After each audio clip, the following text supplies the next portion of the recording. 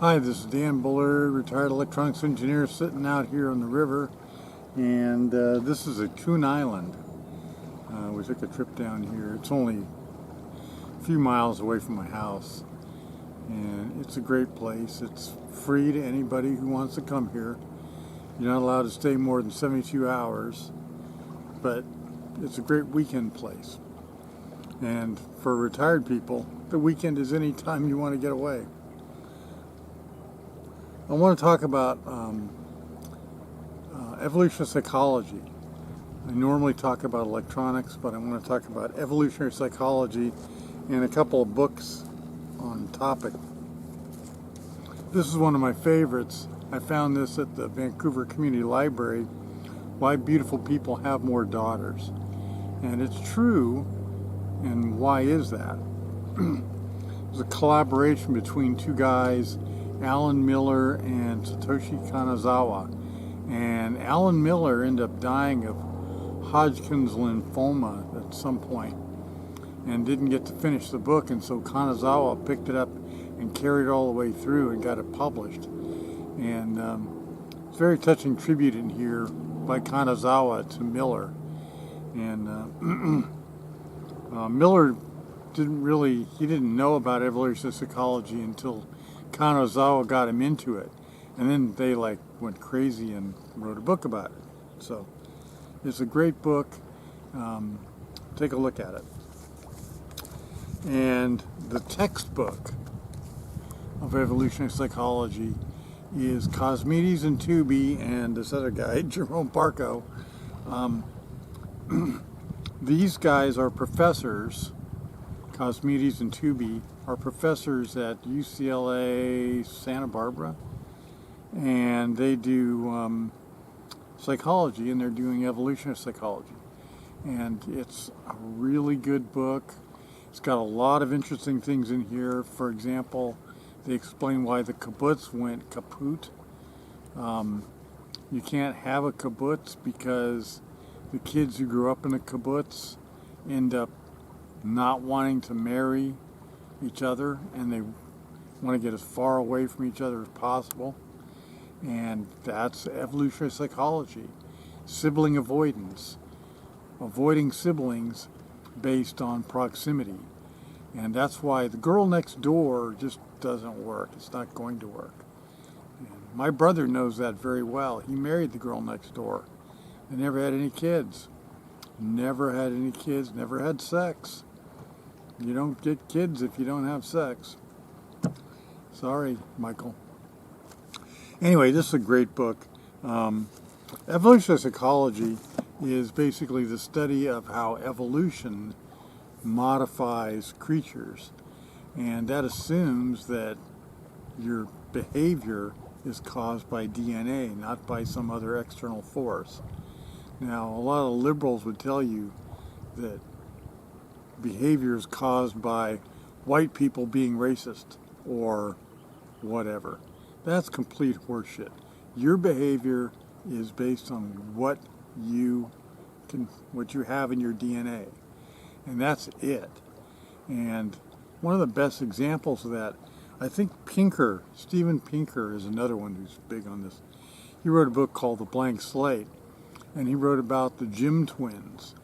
And the Jim twins was a pair of twin boys that were adopted out to similar families in Ohio. And they were both named Jim for some reason. And they were adopted. They didn't know that they were adopted out. And they turned out they were extremely similar. When they grew up, they were extremely similar, even though they never met each other. And so, one Jim drank a particular brand of beer and smoked the same brand of cigarettes. The other Jim drank the same brand of beer and smoked the same brand of cigarettes. They both married women with the same first name. They both divorced them after about the same amount of time.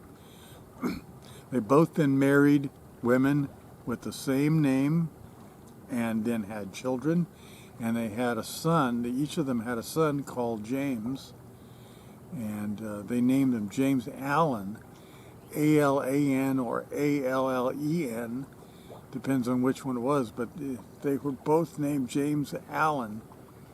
And these guys were so similar. They vacationed at the same beach in Florida, I think it was. They went to the same resort. They never met each other, which is an amazing coincidence. But they went to the same beach. They had the same kind of job. They did the same kind of things. Their lives could be like duplicated perfectly. They were just that similar. They were interviewed for the Minnesota Twin Study, and they talked to each other by phone, but they didn't meet until later. And before they met, they had a birthday. So they shared the same birthday, of course, and so they sent each other a gift. It was the same gift. They sent each other the same gift for their first birthday together. It's amazing. It's incredible. So DNA controls everything. Nothing is controlled by external forces. Almost nothing. I mean, you can't find any cause. There was a pair of twins separated at birth. Again, these were girls. They were both neat freaks, but one said she was a neat freak because her mother, her adopted mother, her foster mother, was a very neat person, and she didn't want to disappoint her. And the other girl, said that she was a neat freak out of defiance from her mother, who was a slob. And so these things that you say, these are made up. There's no rhyme or reason. These are just made up. Your DNA will tell you how to behave. And if you're that swan in the ugly duckling group, it could happen to you. It happened to me, right? My parents despised people who read books, who wrote, who did music, they didn't like anybody who was talented. It was a jealousy thing. I did it all, and they hated me for it. They hated me. You think they'd be proud of me? No, they hated me. It's incredible. So your DNA controls who you are, what you do. Nothing else has any influence. There are external forces, but those are all going to deal with the way you're going to deal with them. You're going to deal with them however that happens. And it's not for you to decide. It's just going to happen to you. So, something to keep in mind. Anyway, 2 books and another one, Pinker's book. Pinker's really brilliant. You have to read him. But these guys are really great too. So take a look at these, and take a look at my Books Read webpage. You'll find all the books I've read, and some of them have reviews, so you can see what that's all about. Okay, and from the river, Dan Bullard. See you later.